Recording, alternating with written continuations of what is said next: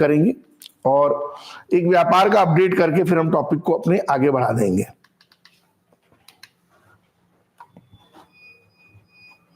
उतार लीजिए इसको, एनबीएफसी को उतार लीजिए भाई जल्दी से, एनबीएफसी को उतार लीजिए।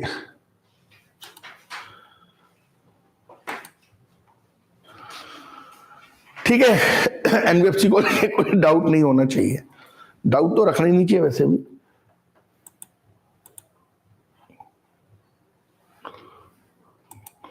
ठीक है क्या? और ये जो सारा का सारा मैनेजमेंट होता है आरबीआई के माध्यम से होता है, या जो भी चीजें होती हैं, तो अपन आरबीआई के कामों में चल रहे थे, याद करो काम में चल रहे थे, आरबीआई के काम में चल रहे थे। यहां तक कोई दिक्कत, किसी बच्चे को कोई डाउट बेसिकली प्रीलिम्स के हिसाब से। और आरबीआई ने 23 फरवरी 2018 को एनबीएफसी के लिए भी गाइडलाइन लाई थी।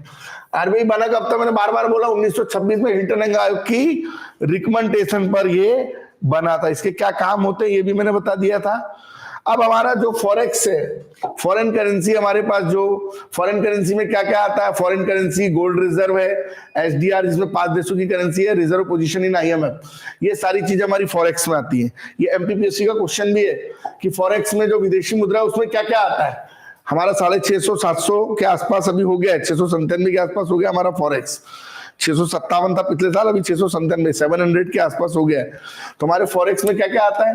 फॉरेन करेंसी आएगा, गोल्ड रिजर्व आएगा, स्पेशल ड्राइविंग राइट जो 5 कंट्री का वो आएगा, और जो रिजर्व पोजीशन जो ट्रेंच होता है आईएमएफ का वो आएगा। यहां तक कोई दिक्कत? अब सीधा आ जाओ फॉरेन।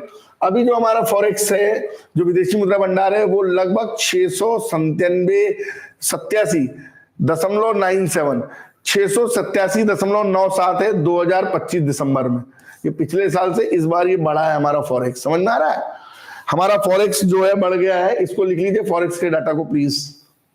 उसमें 90% तो हमारा फॉरेन करेंसी है, गोल्ड रिजर्व हमारा 9.932 है, समझ आ रहा है? ये लिख लीजिए डाटा, बहुत इंपॉर्टेंट डाटा है।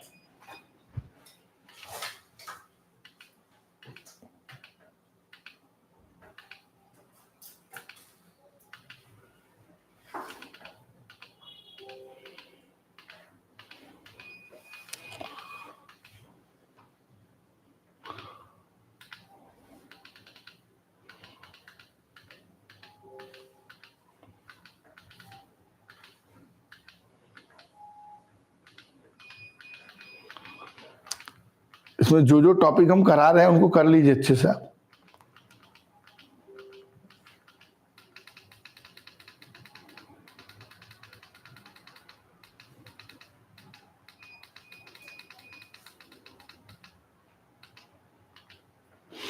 ठीक है, कोई दिक्कत? विदेशी मुद्रा भंडार हो गया टॉपिक, बोलेगा सर नो। इसकी पीडीएफ डाल देंगे ग्रुप में, पूरा नोट डाल देंगे इंग्लिश में, आरवे पूरा डाल देंगे। थोड़ा सा शाम को हम व्यस्त है, रात में पूरा डाल देंगे, सब कुछ हिंदी इंग्लिश में डाल देंगे डिटेल। नाबार्ड बना 81-82 में शिवरामन कमेटी की रिकमेंडेशन पर। 12 जुलाई 1982 को शिवरामन कमेटी की रिकमेंडेशन पर बना। 12 जुलाई 1982 को शिवरामन कमेटी की रिकमेंडेशन पर 12 जुलाई 1982 को शिवरामन कमेटी की रिकमेंडेशन में नाबार्ड बना, ग्रामीण भारत को खुशहाल बनाने के लिए। और इसके अंदर एक फंड होता है रूरल इंफ्रास्ट्रक्चर डेवलपमेंट फंड। वो rural infrastructure development fund rural गांव के डेवलपमेंट के लिए होता है। एमपीपीएससी में तो सिर्फ इतना पूछा कि नाबार्ड बना कब, तो नाबार्ड कब बना? 12 जुलाई 82 को। ये किसकी रिकमेंडेशन पर बना? शिवरामन कमेटी की रिकमेंडेशन पर। और इसका मेन काम क्या है? ग्रामीण भारत को खुशहाल बनाना या रूरल डेवलपमेंट के लिए काम करना, और आरआईडीएफ के तहत काम करता है। इसमें एक निपकॉन्स करके एजेंसी होती है जो इसके सारे कामों को देखती है। समझ रहे हैं मेरी बात को? चाहे वो किसान क्रेडिट कार्ड हो 98 से जो चल रहा हो, ये तमाम प्रकार की चीजें हो। ठीक है, तो नाबार्ड का मेन काम समझ में आ गया भाई? चलिए, नाबार्ड के पास 99% जो प्रॉपर्टी नाबार्ड की है वो गवर्नमेंट ऑफ इंडिया की, पहले 50-50 थी। अब जो किसान क्रेडिट कार्ड मिलता है ग्रामीण भारत को खुशहाल बनाने के लिए 1998 से मिल रहा है।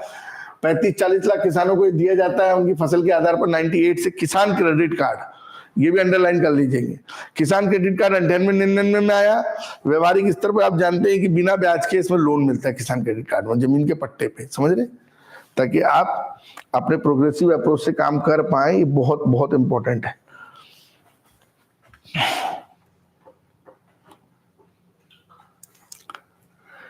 और वैसे भी हर बैंक को 18% पैसा किसान भाइयों को देना जरूरी है। कितना परसेंट पैसा किसान भाइयों को देना जरूरी है? 18%। 12% देना जरूरी है आपके एमएसएमई को, और 10% देना जरूरी है गरीबों को। 10% किसको देना जरूरी है? गरीब जो आम पब्लिक है उनको देना जरूरी है।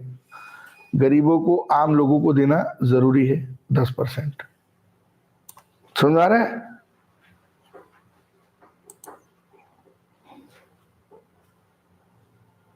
कोई डाउट? सिलेबस को मर्ज करके पढ़ना पड़ेगा। इकोनॉमी की क्लास में भाई इंटरलिंक अप्रोच रहती है। अभी देखिए हमारा ट्रेड पॉलिसी में कुछ चेंजेस हो गया है, थोड़ा समझने की कोशिश। हमारा जो व्यापार है इसमें कुछ चीजों में बदलाव आ गया है, थोड़ा देख लें। हमारा अगर लगातार देखें तो जो इंपोर्ट ऑफ यूएसए है वो आप देखेंगे कि वो कम हुआ है, और एक्सपोर्ट ऑफ जो यूएसए है वो बढ़ा है। मतलब एक्सपोर्ट मतलब अगर हम देखें तो निर्यात हमारा बढ़ा है अमेरिका से, और इंपोर्ट बोले तो आयात अमेरिका से हमारा क्या हुआ? कम हुआ है। और ओवरऑल अगर देखें तो हमारा सबसे बड़ा बिजनेस पार्टनर आज भी कौन है? चाइना है। कौन है? चाइना है। अब हम सबसे ज्यादा क्या मंगा रहे हैं, इंपोर्ट क्या कर रहे हैं हम लोग? मिनरल्स, फ्यूल्स, ऑयल्स मंगा रहे हैं 12%। उसके बाद प्रीसियस स्टोन्स वगैरह बुला रहे हैं, फिर उसके बाद न्यूक्लियर बुला रहे हैं, उसके बाद इलेक्ट्रिसिटी बुला रहे हैं, फिर एयरक्राफ्ट बना रहे हैं। मतलब सबसे ज्यादा हम बुला क्या रहे हैं? हमारा सबसे ज्यादा इंपोर्ट क्या हो रहा है, आयात क्या हो रहा है, आप देख लीजिए 23-24। और सबसे ज्यादा हम भेज क्या रहे हैं हम लोग? एक्सपोर्ट क्या कर रहे हैं? तो इंजीनियरिंग गुड्स बेच रहे हैं। क्या बेच रहे हैं? 17% के आसपास इंजीनियरिंग गुड्स। तो ये नया डाटा है 24-25 का, 23-24 का, इसको लिख लीजिए। और अभी भी हमारा सबसे बड़ा बिजनेस पार्टनर कौन है? 88 बिलियन डॉलर के साथ डेफिनेटली अमेरिका तेजी से आगे बढ़ रहा था, लेकिन आज की डेट में चाइना ही हमारा सबसे बड़ा बिजनेस पार्टनर है। ये अमेरिका के साथ हमारा एक्सपोर्ट और इंपोर्ट है, टोटल देख लीजिए आप। ठीक है क्या? कोई डाउट नहीं होना चाहिए किसी भी प्रकार का। बात समझ में आ रही है? अब यहां पर कोई चीज में दिक्कत करंट अफेयर से आता है। जो इकोनॉमी की क्लास है उसमें कोई हेडिंग से क्वेश्चन नहीं आता। जो भी क्वेश्चन आते हैं, जैसे सबसे बड़ा बिजनेस पार्टनर को तो चाइना लगा के आना है। करंट अफेयर से जुड़े सबसे ज्यादा किसका हम लोग मंगा रहे हैं? तो मिनरल फ्यूल्स मंगा रहे हैं हम लोग 12%। और सबसे ज्यादा भेज क्या रहे हैं? तो इंजीनियरिंग गुड्स भेज रहे हैं। ठीक है कि ये बात अपने को दिमाग में रखनी, समझ में आ रहा है? अब एक कटिंग है, हिंदू में आई है एनबीएफसी को लेकर। एनबीएफसी की डेट क्या थी मैंने बताई थी आपको? 18 फरवरी की 23 फरवरी? अब भी डेट बताई थी मैंने, 18 फरवरी 2023 बताया था डेट। हाँ 23 फरवरी 2018, 23 फरवरी 2018 को आरबीआई ने नॉन बैंकिंग फाइनेंशियल कॉर्पोरेशन के लिए गाइडलाइन लाई थी। और यही का यही क्वेश्चन कि ये गाइडलाइन कब आई थी? 23 फरवरी 2018 को गाइडलाइन आई थी। ये का यही क्वेश्चन सिकंजा कसने के लिए जो सुधीर गोकर्णो कमेटी की रिकमेंडेशन पर एनबीएफसी के ऊपर आया था, ये एमपीपीएससी ने क्वेश्चन पूछा था। बात समझ में आ रहा है? यही का यही क्वेश्चन एमपीपीएससी ने पूछा था सुधीर गोकर्णो कमेटी की रिकमेंडेशन पर। डेट पूछी थी कि लोकपाल कब लाया था? कंट्रोल करने के लिए। लोकपाल कब लाया था? काय के लिए? कंट्रोल सिस्टम के लिए। ये कटिंग में आपको भेज दूंगा ग्रुप में, समझ में आ रहा है? मैं कटिंग भेज दूंगा ताकि आप इसको एक बार रीड कर ले। फिलहाल डेट क्या है मैं फिर से बोल रहा हूँ, 23 फरवरी 2018 को। और इसके बाद भी लोगों ने डबल मनी में पैसा लगाया, जबकि आरबीआई बोल चुकी थी कि हमारी जिम्मेदारी, क्योंकि चिट फंड की जिम्मेदारी किसकी है? राज्य सरकार की। किसकी जिम्मेदारी है? और अलग से गाइडलाइन आने के बाद भी कोई मैनेजमेंट या मेजर सिस्टम नहीं था, तो ये तो भाई प्रॉब्लम था। अच्छा एक बहुत बड़ी बात, अगर आज की डेट में अमेरिका के द्वारा इतनी बड़ी मात्रा में टैरिफ लगाने के बाद हमारी जीडीपी 8.2 गई है, तो उसके पीछे के दो बड़े रीजन है। एक तो मैन्युफैक्चरिंग सेक्टर बढ़ा है हमारा, दूसरा जो प्रधानमंत्री जी ने जीएसटी की दरें कम करी, और तीसरा जो वित्त मंत्रालय के माध्यम से निर्मला सीतारमन जी ने जो टैक्स स्लैब की जो टैक्स की दरें हैं उनको कम किया। तो ये मार्केट में लिक्विडिटी ऑफ मनी बढ़ गया, और लिक्विडिटी ऑफ मनी बढ़ गया तो इससे बड़ा एक पैसे का फ्लो जो है कहने का। और बीच में गोल्ड का महंगा हो जाना, तो जो लोग जमीनों पर इन्वेस्टमेंट करे थे उन्होंने गोल्ड में इन्वेस्टमेंट कर दिया। तो इंडियन इकोनॉमी का ये बहुत बड़ा रीजन है। इस पर मैं एक डिटेल डिस्कशन लूंगा। फिलहाल आपको मैं बता दूं, हमारा जो फिजिकल डेफिसिट है, हमारा घाटा लगातार 4.8 से बढ़कर 4.4 हो जाएगा, ऐसा सरकार का अनुमान है। और लगभग हमारा जो फिजिकल डेफिसिट है, जो हमारा राजकोषीय घाटा है हमारी मशीनरी को लगाने में, ये इतना हो जाएगा। और 2008 में हमने physical responsibility budget management act Madhya Pradesh में 5 में लाया था और 3 में भारत सरकार ने लाया था।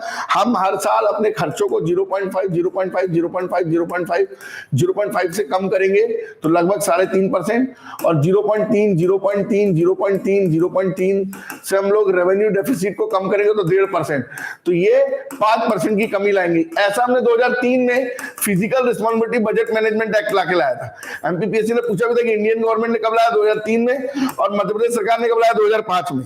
इकोनॉमी ऐसा सब्जेक्ट है जिसको हर कोई नहीं पढ़ा सकता, इसके लिए खुद के कंसेप्ट क्लियर होना बहुत जरूरी है, हर कोई पढ़ भी नहीं सकता। तो एमपीपीएससी ने पूछा था एफआरबीएम एक्ट मध्य प्रदेश में कब आया। एक्चुअली उस समय ऑस्ट्रेलिया में ऑनेस्टी एक्ट लाया था, तो चिदम्बरम ने वहां के कॉन्सेप्ट पे लाया था। लेकिन आज तक, जबकि लक्ष्य था 2024 में उसको 0 कर लेंगे, लेकिन अभी भी हम